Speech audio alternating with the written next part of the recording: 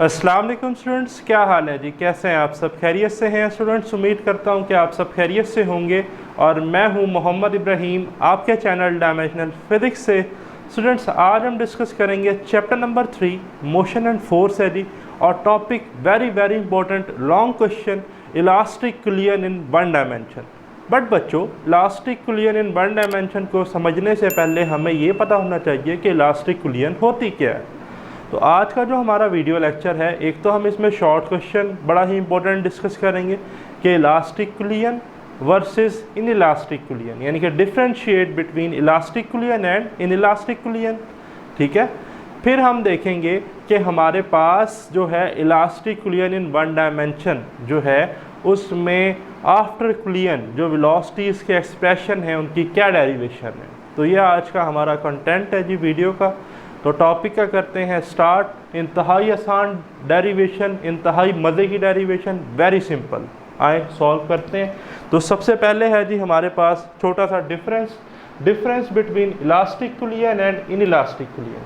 बच्चों याद रखिएगा, such kind of collision in which kinetic energy of a system is conserved is called elastic collision. ऐसी collision जिसमें किसी सिस्टम की काइनेटिक एनर्जी कंजर्व्ड रहे, कंजर्व्ड मीन कांस्टेंट रहे, अनचेंज रहे, उसे हम क्या कहते हैं? Elastic collision. और such kind of collision in which kinetic energy of a system does not conserved, constant ना रहे, चेंज हो जाए, लॉस्ट हो जाए, तो इस तरह की कुलियन को कहते हैं इन इलास्टिक कुलियन।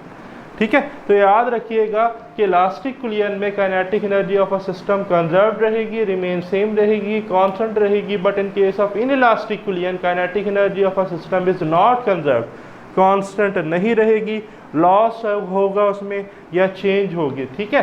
तो अब इसके एग्जाम्पल हैं, आपके बुक से ही मैंने ली कि आपके बुक में वो एग्जाम्पल लिखता है इलास्टिक कुलियन की कि bouncing back of a ball on a hard floor. हमारे पास एक हार्ड बॉल है, उसको हम हार्ड फ्लोर के ऊपर क्या करते हैं? ड्रॉप करते हैं। तो जब ये हार्ड फ्लोर से टकराएगी तो ये हार्ड बॉल तकरीबन वापस उसी हाइट तक जाएगी। ठीक है जी। अगर हम एयर फ्रिक्शन, एयर रेजिस्टेंस, ठीक है जी, निगलेक्ट कर दें तो ये तकरीबन जो है उसी हाइट को अप्रोच करेगी। मेरे पास एक बॉल हो ना और मैं इसको डाउनवर्ड जो है वो हार्ड फ्लोर पे हिट करूं तो वो हार्ड बॉल एग्जैक्टली उसी हाइट पर आएगी जिस हाइट से मैंने उसे ड्रॉप किया। काइनेटिक एनर्जी लॉस नहीं होगी, काइनेटिक एनर्जी कंजर्व रहेगी। बट अगर यही हार्ड बॉल मेरे पास एक सैंडी फ्लोर हो, ठीक है, या कोई रेतीली सी जगह हो, उसके ऊपर अगर मैं इस बॉल को ड्रॉप करता हूँ फ्रीली फॉल करता हूँ या फिर फेंकता हूँ, तो वो बॉल जो है वो हिट करेगी। हिट करने के बाद वो अपनी एक्चुअल हाइट पर नहीं आएगी। हो सकता है बॉल को इस हाइट से ड्रॉप किया लेकिन उस हाइट ने बाद में इतनी हाइट अटेन की तो इसकी कुछ काइनेटिक एनर्जी जो है वो लॉस हो गई, इतनी वापस इस हाइट तक नहीं जा सकी। ये जो गैप आया ये काइनेटिक एनर्जी लॉस होने की वजह से आया। तो काइनेटिक एनर्जी सिस्टम जो है वो जो बॉल है अपनी कंजर्व नहीं कर सकी, तो इसे हम कहते हैं इन इलास्टिक कुलियन। ठीक है। बट याद रखिएगा स्टूडेंट कि टोटल एनर्जी जो है वो law of conservation of energy के मुताबिक किसी भी सिस्टम की कंजर्व रहती है। और टोटल एनर्जी में पोटेंशियल एनर्जी भी आ जाती है, हीट भी आ जाती है, साउंड भी आ जाती है। ठीक है। तो याद रखिएगा total energy of any system always remains conserved. किसी भी सिस्टम की टोटल एनर्जी हमेशा कंजर्व्ड रहेगी। अगर नहीं रहेगी तो ये वायलेशन होगी law of conservation of energy की। तो देखिए मैंने नोट में लिखा है कि इन all type of collision total energy conserved, कि तमाम तरह की कुलियन में टोटल एनर्जी हमेशा क्या रहेगी? कंजर्व्ड रहेगी, कांस्टेंट रहेगी। बच्चों इसी तरह याद रखिएगा, इससे प्रीवियस वीडियो लेक्चर में हम पढ़कर आ रहे हैं law of conservation of linear momentum. Total linear momentum भी तमाम तरह की कुलियन में कंजर्व्ड रहेगा। तो देखें in all type of collision total momentum conserved. Total momentum हमेशा क्या रहेगा? Conserved. Momentum of a system before collision and momentum of a system after collision बराबर m1 v1 plus m2 v2 is equal to m1 v1 prime plus m2 v2 prime. हम अभी previous video lecture में prove करके आए और इसी को use करते हुए और टोटल एनर्जी का कंसेप्ट और काइनेटिक एनर्जी को स्पेशली इलास्टिक कुलियन में यूज़ करते हुए हम जो है वो डेरिवेशन करेंगे v1 प्राइम की और v2 प्राइम की। तो आज का जो लॉन्ग क्वेश्चन है जी हमारा, मार्क कर लें, वो है elastic collision in one dimension. इस चैप्टर में ये लॉन्ग क्वेश्चन, एक ये लॉन्ग क्वेश्चन है, इसके बाद हमारे पास जो है मोस्ट फेवरेट में प्रोजेक्टाइल मोशन आता है। ये दो जो लॉन्ग क्वेश्चन है ना, ये इस चैप्टर में हार्ट की हैसियत रखते हैं, इतने इंपॉर्टेंट हैं, तो वेरी वेरी इंपॉर्टेंट। तो elastic collision in one dimension, तो याद रखिएगा जी कि पहला जो मैंने इधर पॉइंट लिखा है कि परफेक्ट इलास्टिक कुलियन नॉट पॉसिबल। बच्चों ये तो आपने याद रखना है कि परफेक्ट इलास्टिक कुलियन तो कभी भी पॉसिबल नहीं हो सकती। तो ये एक आइडियल केस पढ़ रहे हैं हम। पहला पॉइंट जो आपके माइंड में होना चाहिए कि जो आज हम रिलेशन ड्राइव करेंगे ये आइडियल केस है, ठीक है। अच्छा, दूसरा कि इसमें हम जो है वो बॉल्स कंसीडर करेंगे, दो M1 और M2, जिनकी इनिशियल वेलोसिटीज होंगी V1 V2, फाइनल वेलोसिटीज होंगी हमारे पास V1 prime V2 prime. Balls की कंडीशन है कि जो स्मूथ होनी चाहिए, हार्ड होनी चाहिए, नॉन रोटेटिंग होनी चाहिए, ठीक है। ये सारा हमने पहले भी पढ़ा था किसमें, law of conservation of momentum में। बट ये वाला पॉइंट बड़ा इंपॉर्टेंट है कि balls moving in a straight line, one dimension है ना, याद रखिएगा। जीरो डायमेंशन पॉइंट को कहते हैं वन डायमेंशन लाइन, और कोई हमारे पास रेक्टेंगुलर शेप है, उसका एरिया है तो वो टू डायमेंशन है, प्लेन की फॉर्म है, या कोई क्यूब है तो वो थ्री डायमेंशन है, तो ये तो वन डायमेंशन है। तो balls are moving in a straight line with zero impact factor for head on collision. जो हेड ऑन कुलियन है ना, उनका इम्पैक्ट फैक्टर, ये पेपर में एमसीक्यूज आ सकता है, क्या रहेगा, जीरो रहेगा। और ये जो बॉल्स है ना, इनके जो सेंटर्स हैं, ठीक है, अगर मैं इनके सेंटर्स को कंसाइड करूं तो बिल्कुल एक स्ट्रेट लाइन रहेगी, तो इनके सेंटर्स हमेशा मिड में रहेंगे, ठीक है। तो एक्सप्लेनेशन की तरफ चलते हैं। Consider an isolated system. Isolated system बच्चों क्या था, the system in which no external agency exert any force, ऐसा सिस्टम जिस पर कोई एक्सटर्नल फोर्स ना लग रही हो, ठीक है। Of two balls of masses M1 and M2 having velocity V1 and V2 such that the balls are smooth, non rotating and hard और रिजिड। अब वही सेम हमारे पास डायग्राम है जी, बिफोर कुलियन, ड्यूरिंग कुलियन और आफ्टर कुलियन। एक्सप्लेन कर देता हूँ। पहली बॉल का मैस M1, दूसरी बॉल का मैस M2, ठीक है। इनिशियली इसकी वेलोसिटी ज़्यादा थी, इसकी वेलोसिटी कम थी। एक वक्त ऐसा आया कि बॉल इस पर जाकर हिट हुई तो M1 ने F फोर्स लगाई M2 पर, एक्शन था, तो M2 ने रिएक्शन फोर्स लगाई F प्राइम, जो कि रिएक्शन फोर्स था। तो ड्यूरिंग कुलियन ये हुआ। इसके बाद आफ्टर कुलियन क्या हुआ कि ये वाली बॉल जो तेज़ थी ये हल्की हो गई, और बॉल हल्की मूव कर रही थी, वो वाली बॉल क्या हो गई, तेज़ हो गई, ठीक है। ये हमने सारा पढ़ा और इससे फिर हमने रिलेशन ड्राइव किया था। अब हम चलते हैं डेरिवेशन की तरफ। तो याद होगा लास्ट टाइम हम पढ़ रहे थे law of conservation of momentum को। So by law of conservation of momentum, ठीक है जी, वी हैव, क्या रिलेशन हमने स्टूडेंट्स डिस्कस किया था कि M1 V1 plus M2 V2 is equal to M1 V1 prime plus M2 V2 prime, ठीक है। अच्छा, अब इसी को ज़रा सा थोड़ा सा रीअरेंज करने लगा हूँ। देखें कैसे, M1 वाले एक तरफ ला रहा हूँ, M1 V1, इधर है कोई M1 वाला जी, ये है, तो इसको मैं लिख लूँगा माइनस M1 V1 प्राइम। अच्छा जी, M2 वालों को एक तरफ, तो ये देखें M2 V2 प्राइम, और ये इधर जाकर क्या हो जाएगा, माइनस M2 V2। हाँ जी, M1 कॉमन आ सकता है, M1 common, V1 minus V1 prime, इधर से बच्चों M2 common, V2 prime minus V2। इसे नाम दे दें बच्चों इक्वेशन नंबर 1 का। क्या नाम दे रहे हैं भाई, इसे हम equation 1।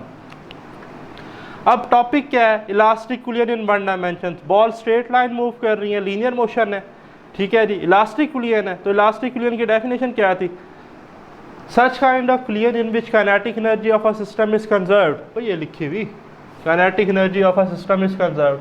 Kinetic energy in balls की क्या रहनी चाहिए, कंजर्व्ड। पहले तो बताएं, मोमेंटम का तो फार्मूला था P is equal to mv, लिख लिया। काइनेटिक एनर्जी का क्या फार्मूला होता है, हाँ शाबाश, आप पढ़कर आए 1/2 mv स्क्वायर, यही फार्मूला है ना भाई, 9th में भी पढ़ा chapter number 6 work and energy में, 1/2 mv स्क्वायर। अब बच्चों ज़रा इधर पहले फोकस रखना है। फर्स्ट बॉल की काइनेटिक एनर्जी कैसे लिखेंगे, फर्स्ट बॉल का मैस क्या था M1, तो इधर आएगा M1, इसकी वेलोसिटी कितनी थी V1, तो इधर आएगा V1, तो हम लिखेंगे 1/2 M1 V1 स्क्वायर। इसी तरह सेकंड बॉल के लिए कैसे लिखेंगे, 1/2 M2 V2 स्क्वायर। तो बिफोर कुलियन ज़रा लिखवाएं काइनेटिक एनर्जी, क्या बनेगी before कुलियन kinetic energy? 1/2 m1 v1 square plus 1/2 m2 v2 square before कुलियन।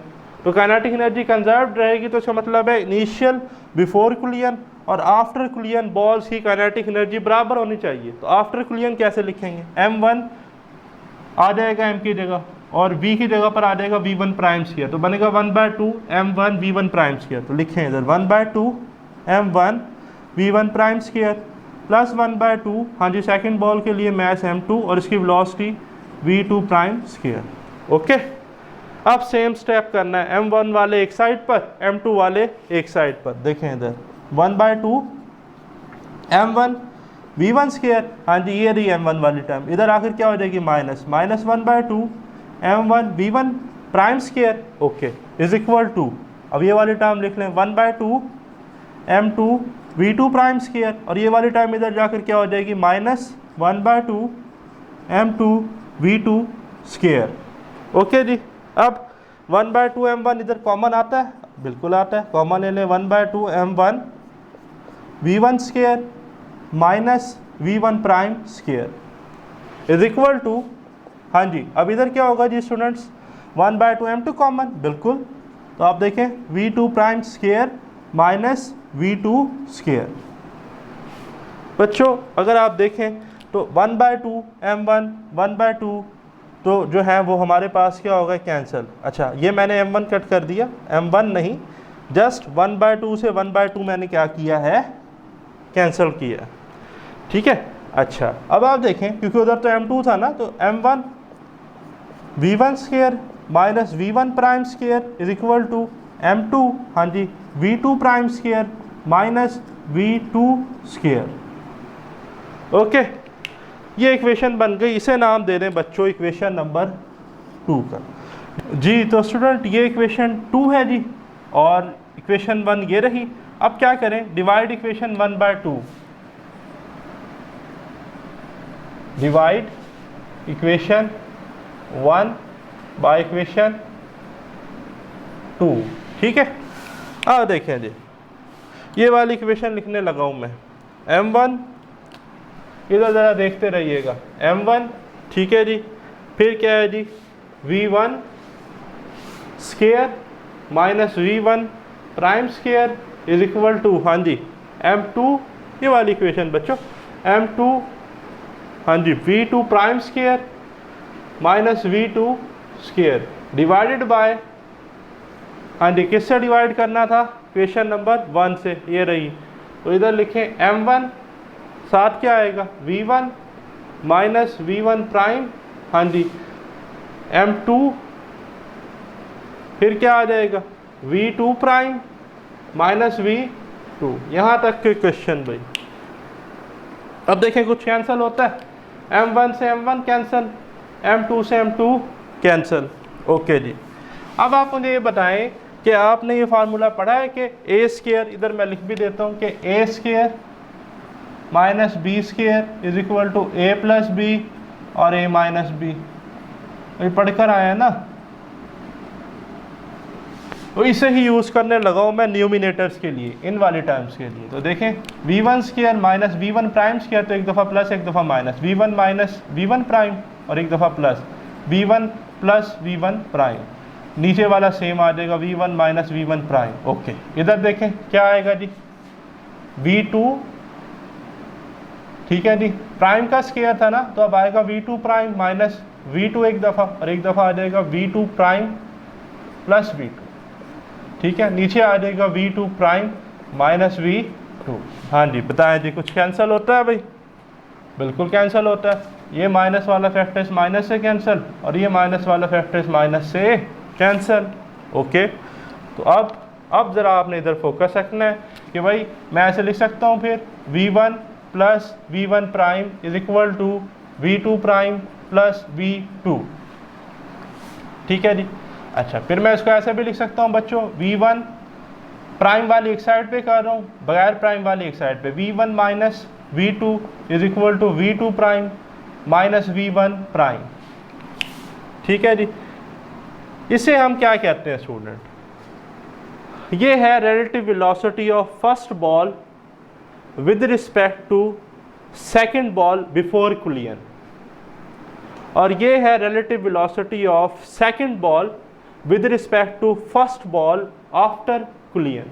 ये बिफोर कोलिजन, ये आफ्टर कोलिजन। या आप इसे ऐसे भी लिख सकते हैं कि v1 minus v2 is equal to minus, अब मैं माइनस कॉमन ले रहा हूँ तो यहाँ प्लस था, तो माइनस माइनस प्लस होते हैं, तो इसको हम माइनस लिखना पड़ेगा, minus v2 prime, minus common आ गया तो v1 प्राइम।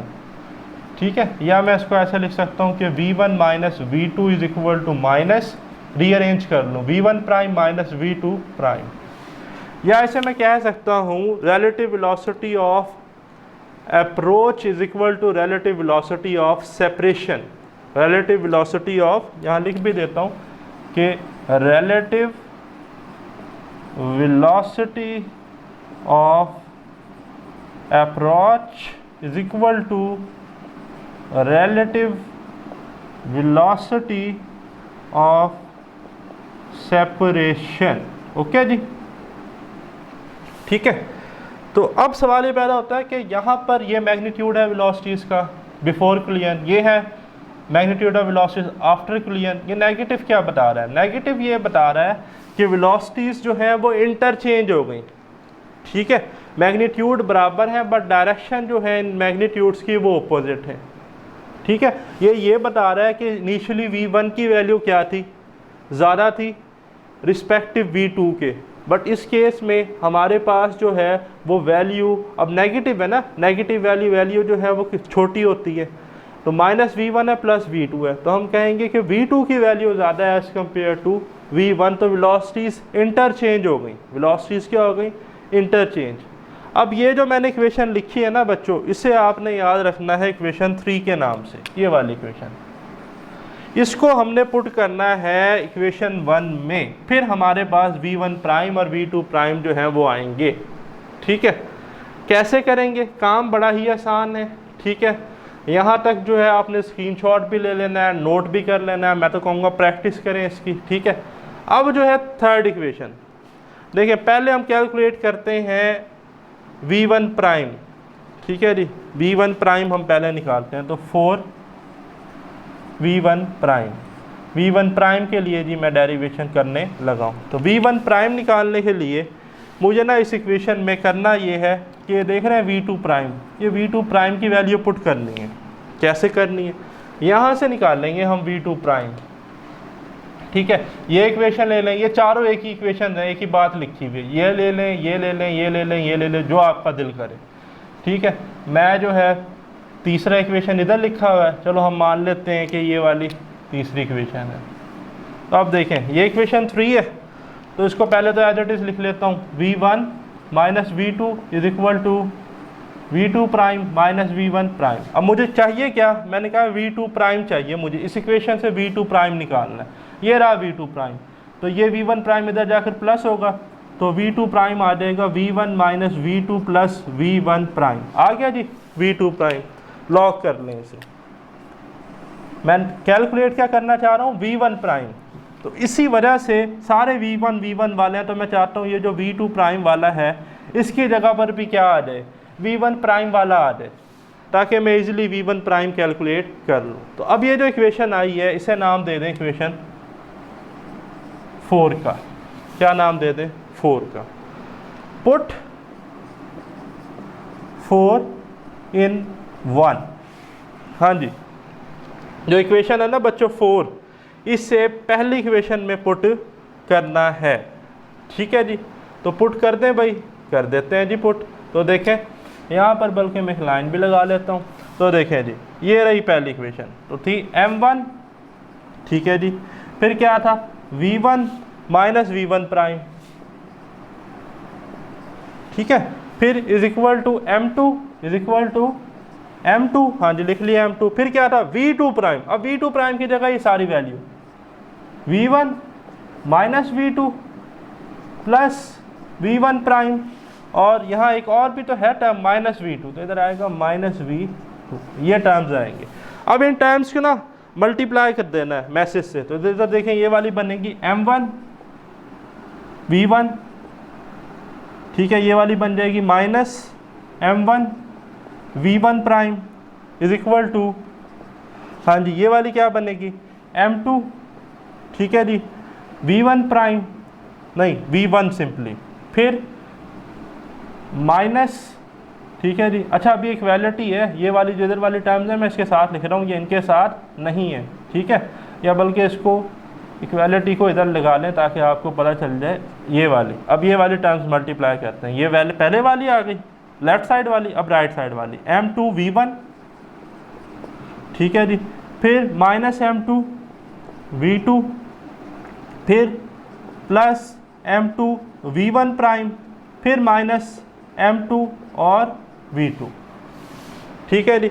अब क्या करना है, V1 प्राइम वाली टर्म्स एक तरफ करनी है, V1 प्राइम वाली टर्म्स एक तरफ करनी है, बाकी टर्म्स एक तरफ करनी है।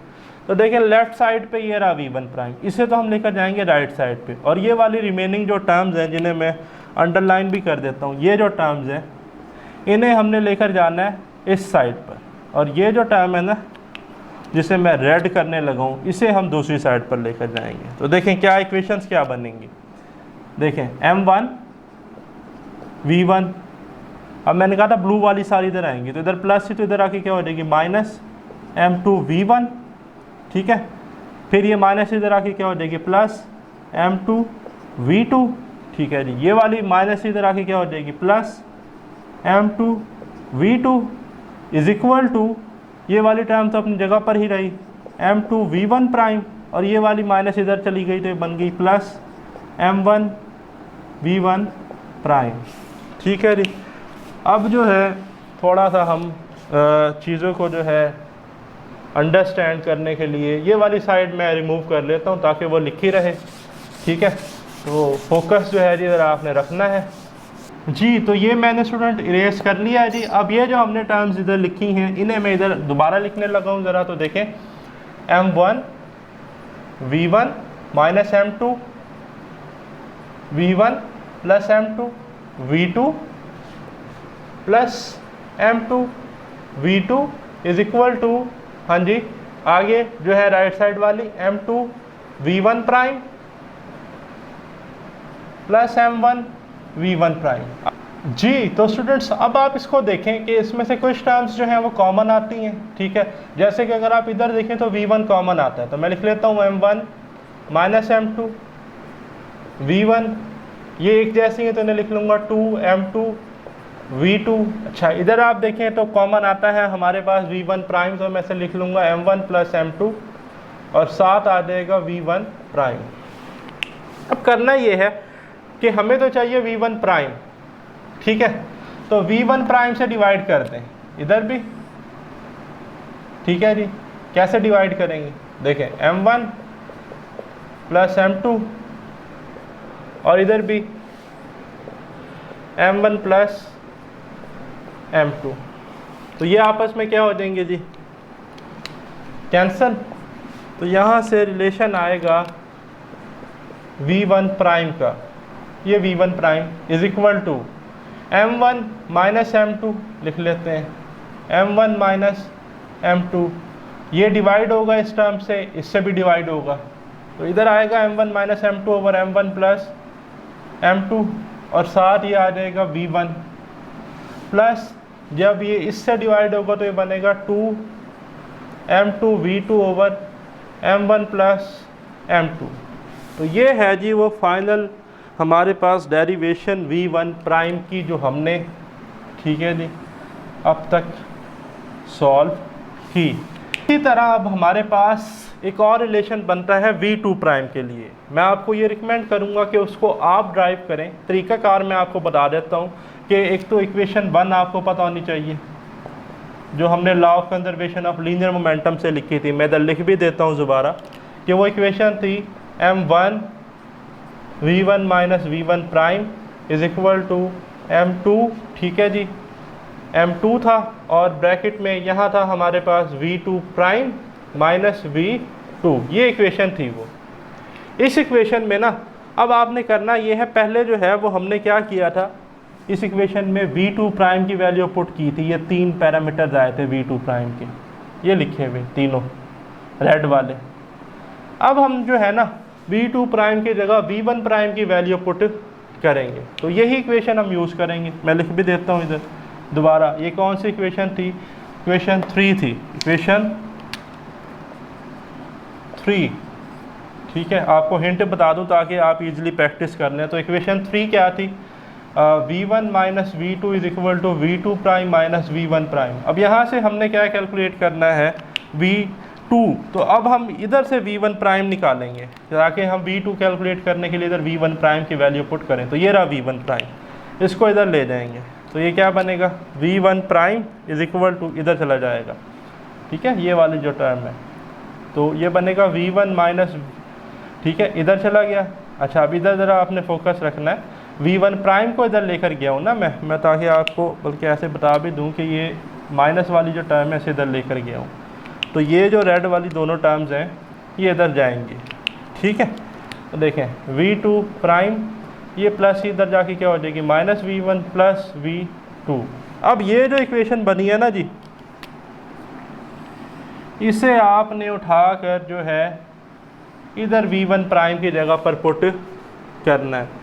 सेम यही स्टेप करेंगे, मैसेज से मल्टीप्लाई करेंगे, टर्म्स रीअरेंज करेंगे। जब ये सारा कुछ कर लेंगे तो इस तरह की आपके पास v2 की फॉर्म आएगी, और v2 प्राइम का जो फार्मूला है वो आएगा m2 minus m1 over m1 plus m2, ठीक है, v2 plus 2 m1 v1 over m1 plus m2। तो ये आप फाइनल जो है रीअरेंज करके ये वाला रिज़ल्ट कैलकुलेट कर लेंगे। तो ये तो थे हमारे पास आफ्टर यूक्लिडियन वेलोसिटीज़ के एक्सप्रेशन जो हमने आज ड्राइव किए elastic collision in one dimension में। इससे नेक्स्ट जो है जी elastic collision in one dimension के पार्ट में हम डिस्कस करेंगे cases of elastic collision in one dimension. तो ये था जी हमारा आज का वीडियो लेक्चर। मिलते हैं नेक्स्ट वीडियो के साथ, मुझे दे इजाज़त, अल्लाह हाफिज़।